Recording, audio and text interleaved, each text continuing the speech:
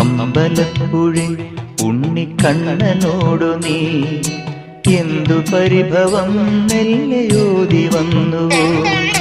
കൽവിളക്കുകൾ പാതി മിന്നി നിൽക്കവേ എന്തു നൽകുവാൻ എന്നെ കാത്തു നിന്നു നീ?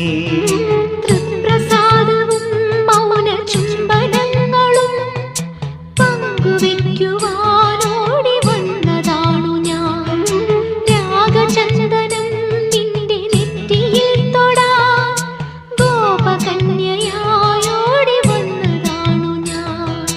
അമ്പലപ്പുഴി ഉണ്ണിക്കണ്ണനോടു നീ എന്തു പരിഭവം മെല്ലയോതി വന്നുവോ?